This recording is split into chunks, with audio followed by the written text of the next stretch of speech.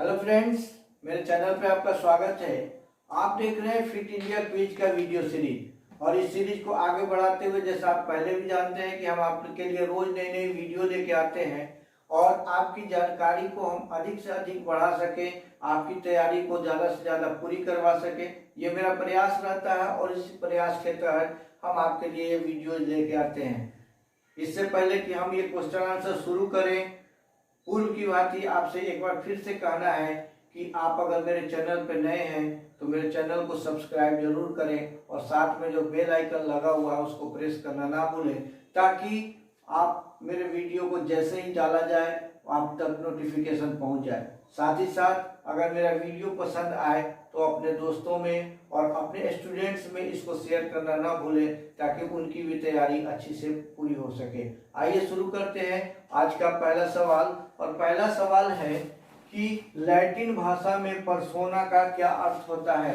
Persona यहाँ पर ये इसी प्रतियोगिता के दौरान आपके जो सिलेबस है उसमें पर्सोना शब्द आएगा या पर्सनालिटी से शब्द आएगा। पर्सनालिटी आपके सिलेबस में है, तो ये पर्सनालिटी से सवाल है कि लैटिन भाषा में पर्सोना का क्या शब्द होता है। यहाँ पर्सोना एक लैटिन वर्ड है जिसका मतलब क्या होता है। ऑप्शन है खेल, गति, मुखौटा या दौड़। तो पर्सोना का अर्थ होता है मुखौटा। ये व्यक्तित्व से सवाल है कि मुखौटा पर्सोना का लैटिन भाषा में जो पर्सोना है उसका अर्थ मुखौटा होता है। नेक्स्ट है कि हाथों की पकड़ मापने के लिए किस यंत्र का प्रयोग किया जाता है। यानी कि ग्रिप जो होता है, ग्रिप की शक्ति जो है ना, इसको नापने के लिए कौन सा जो है ना यंत्र इस्तेमाल किया जाता है। मैनोमीटर, स्पाइरोमीटर, गोनियोमीटर या स्टेडियोमीटर। तो जो ग्रिप की जो शक्ति मापने के लिए की जाती है उसका नाम है मैनोमीटर। नेक्स्ट, मांसपेशियों के अंतिम छोर को क्या कहता है। मसल्स के जो है ना, जो मसल्स का जो आखिरी छोर होता है, यहाँ पर सवाल है कि उसको क्या कहते हैं। ज्वाइंट कहते हैं, टेंडन कहते हैं, लिगामेंट कहते हैं या इनमें से कोई नहीं। तो जो मसल्स के जो सिरा होता है, आखिरी सिरा होता है, उसको टेंडन कहा जाता है। यहाँ टेंडन हिंदी में लिखा हुआ है, एक्चुअली ये इंग्लिश वर्ड है टेंडन। नेक्स्ट क्वेश्चन है, प्लेस्टर का निर्माण किसके लिए किया गया था। प्लेस्टर एक जगह है, उसका निर्माण किसके लिए किया गया था। ऑप्शन है संगीत के लिए, व्यायाम के लिए, घुड़सवारी के लिए या मल्ल युद्ध के लिए। तो जो प्लेस्टर का निर्माण किया गया था वो एक्चुअली व्यायाम के लिए किया गया था। नेक्स्ट क्वेश्चन है, अंतर्राष्ट्रीय ओलंपिक संघ का गठन कब हुआ। अंतर्राष्ट्रीय इंटरनेशनल ओलंपिक कमेटी का जो गठन किया गया, जिसके द्वारा ओलंपिक खेलों का आयोजन कराया जाता है, उसका गठन कब हुआ था। 1910, 1896, 1894 या 1912। तो जो इंटरनेशनल ओलंपिक कमेटी का जो गठन किया गया था वो किया गया था 1894 में। नेक्स्ट क्वेश्चन है, किस मनोवैज्ञानिक ने व्यक्ति को अंतर्मुखी और बहिर्मुखी में विभाजित किया। यहाँ ये क्वेश्चन फिर से पर्सनालिटी से है। मैं बार बार कहता हूँ कि पर्सनालिटी से क्वेश्चन आएंगे और ये पर्सनालिटी से क्वेश्चन है कि किस मनोवैज्ञानिक ने व्यक्ति को इंट्रोवर्ट या एक्सट्रोवर्ट में विभाजित किया था। ऑप्शन है स्पेंसर, प्लेटो, यूंग या फिर क्लार्क एंड क्लार्क ने। तो ये जो डिवाइड किया था इंट्रोवर्ट और एक्सट्रोवर्ट में, ये किया था यूंग ने। नेक्स्ट क्वेश्चन, फेफड़े की क्षमता नापने के लिए किस यंत्र का इस्तेमाल किया जाता है। लंग्स की कैपेसिटी नापने के लिए जो इस्तेमाल किया जाता है उसका नाम है स्पाइरोमीटर, गोनियोमीटर, मैनोमीटर या फिर स्टेडियोमीटर। तो जो लंग्स की कैपेसिटी जिससे नापी जाती है उसका नाम है स्पाइरोमीटर। ऑप्शन ए सही है यहाँ पर। नेक्स्ट क्वेश्चन, ट्रिपीजियस मसल कहाँ पाई जाती है। अब यहाँ फिटनेस से एक सवाल आ रहा है कि ट्रेपीजियस मसल बॉडी में कहाँ पाई जाती है। ऑप्शन है जांघ में, ये जांघ में पाई जाती है, उंगलियों में पाई जाती है, पेट में पाई जाती है या फिर पीठ के ऊपरी हिस्से में पाई जाती है। तो जो ट्रेपीजियस मसल है वो पीठ के ऊपरी हिस्से में पाई जाती है, trapezius muscle. Next question, ectomorph व्यक्ति कैसा होता है। एक बार फिर से ये पर्सनालिटी से सवाल है कि व्यक्ति का जो व्यक्तित्व होता है उसके बॉडी पोस्चर से ये सवाल है कि एक्टोमॉर्फ एक टर्म है जिसको वो बॉडी का टाइप है एक्टोमॉर्फ व्यक्ति कैसा होता है, भारी और बोझिल होता है, पतला और सीधा होता है, मांसल शरीर वाला होता है, या इनमें से कोई नहीं। तो जो एक्टोमॉर्फ बॉडी होता है, जो बॉडी का टाइप है एक्टोमॉर्फ टाइप, उस तरह का आदमी हमेशा पतला और सीधा होता है। यह ऑप्शन भी सही है। नेक्स्ट क्वेश्चन, कुंजरानी देवी का संबंध किस राज्य से है। कुंजरानी देवी एक भारत की खिलाड़ी है और इनका संबंध किस राज्य से है। कुंजरानी देवी का एक बार आपको बता दें कि विवादों से भी नाता रहा है, लेकिन हम उसकी चर्चा बाद में करेंगे। यहाँ सवाल है कि इनका संबंध किस राज्य से है। असम से है, त्रिपुरा से है, अरुणाचल प्रदेश से है या मणिपुर से है। तो जो कुंजरानी देवी का संबंध है ये मणिपुर से है, ये मणिपुर की रहने वाली थी। नेक्स्ट क्वेश्चन है कि manual of gymnastic for school, यहाँ पर ये रेड से लिखा हुआ काफी इंपॉर्टेंट है। Manual of gymnastic for school नामक पुस्तक किसने लिखी। ऑप्शन है एडल्फ स्पीच, होमर, अरस्तु या गटसमत। तो ये जो किताब लिखी थी manual of gymnastic for school, ये एडल्फ स्पीच ने लिखी थी। नेक्स्ट क्वेश्चन, पेट की मांसपेशी निम्नलिखित में किससे मजबूत होती है। ऑप्शन है खड़े होकर व्यायाम करने से, दौड़कर व्यायाम करने से, सीटअप से या इनमें से कोई नहीं। तो जो कोर मसल, इस पेट की जो मांसपेशी होती है वो मजबूत होती है सीटअप करने से।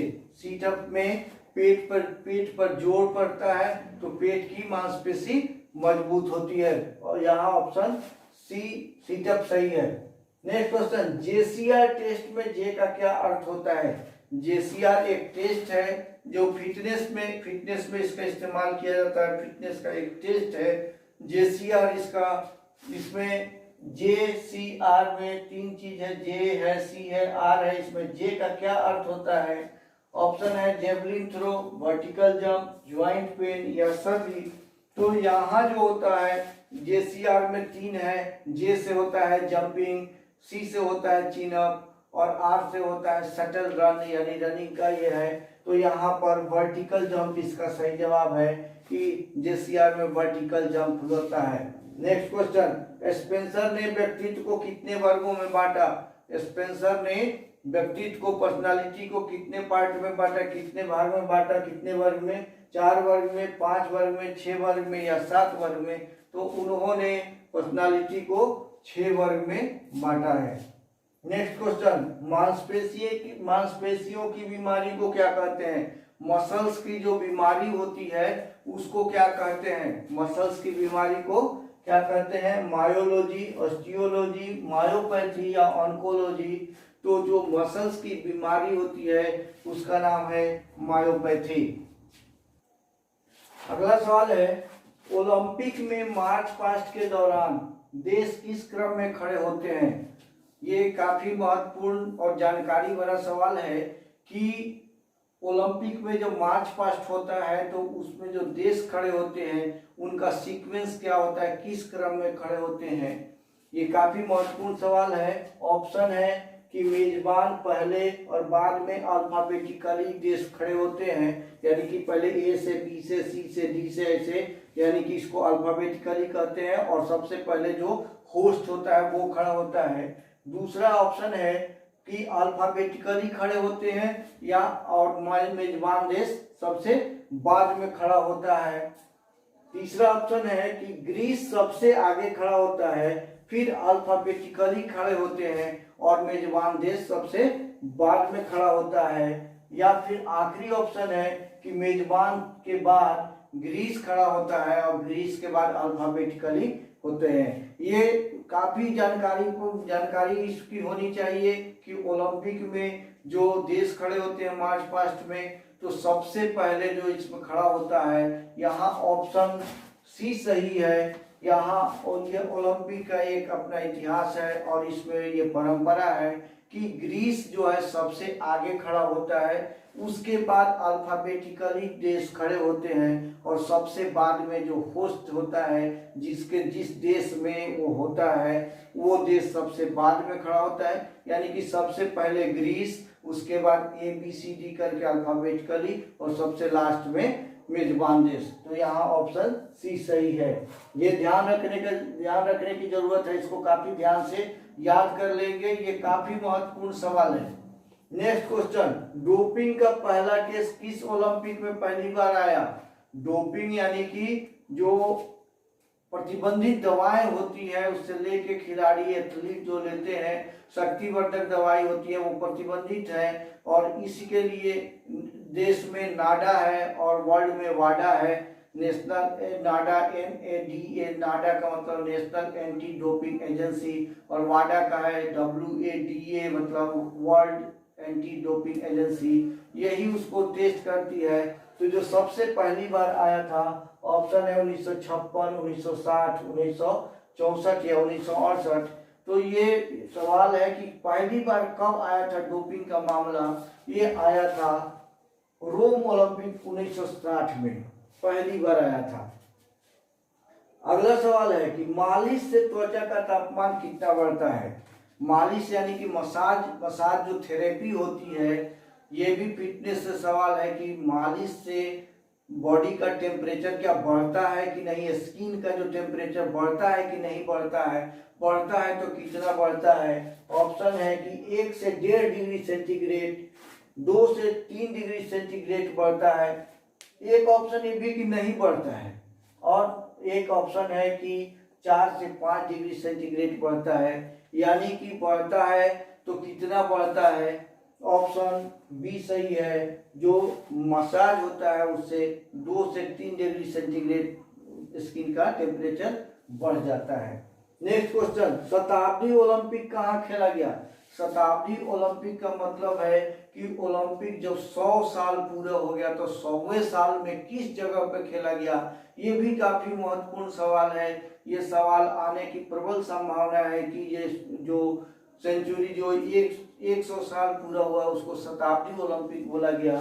ये कहाँ खेला गया? अटलांटा में, सिडनी में, बार्सिलोना में या लंदन में। तो जो 1896 से शुरू हुआ था और जो शताब्दी ओलंपिक हो गया 1996 में, तो 1996 का ओलंपिक जो हुआ था वो हुआ था बार्सिलोना में। बार्सिलोना ओलंपिक शताब्दी ओलंपिक कहा जाता है। आखिरी सवाल, एथलेटिक फुट नामक रोग किनको होता है? ये एक एथलेटिक फुट नामक जो है ना ये बीमारी एथलेटिक फुट, ये किसको होता है? ऑप्शन है कि सार्वजनिक शौचालय का इस्तेमाल करने वाले को, जो कॉमन यूनिट वाले जो सार्वजनिक शौचालय इस्तेमाल करते हैं। दूसरा ऑप्शन है स्विमिंग पूल का उपयोग करने वाले। तीसरा ऑप्शन है ए और बी दोनों, जो सार्वजनिक शौचालय इस्तेमाल करते हैं वो भी और जो स्विमिंग पूल का इस्तेमाल करते हैं वो भी। और आखिरी ऑप्शन है कि इनमें से कोई नहीं। तो जो एथलेटिक फुट, यहाँ देख लीजिए, एथलेटिक फुट जो है ये बीमारी जो है वो पाया जाता है, जो ये सी ऑप्शन ए और बी जो है ना, जो सार्वजनिक शौचालय का इस्तेमाल करते हैं उनको भी, और जो स्विमिंग पूल का इस्तेमाल करते हैं उनको भी। इस तरह से इस सेट में हमने आपको 20 क्वेश्चन दिए। हम आपके लिए काफी मेहनत कर रहे हैं कि आपकी तैयारी अच्छे से अच्छे हो, और इसके परिणाम स्वरूप हम आपसे गुजारिश करेंगे कि हमारे ये वीडियो सही लगता है, आपको अच्छा लगता है, तो आप अधिक से अधिक लाइक करें, अपने दोस्तों में शेयर करें। फिर अगले वीडियो में हम और नई नई जानकारियां लेके आएंगे। ये काफी चुनिंदा सवाल हम आपको ढूंढ के जो है समुद्र मंथन करके ये फिजिकल एजुकेशन एंड स्पोर्ट्स से आपको कहीं खोज के लाते हैं, ताकि हम आप तक पहुंचा सकें। और हमारे इस मेहनत का परिणाम होगा कि आप हमारे चैनल को सब्सक्राइब करें और अधिक से अधिक लाइक और शेयर करें। इसी के साथ आज यहीं पर समाप्त करते हैं। जय हिंद, थैंक्स फॉर वॉचिंग।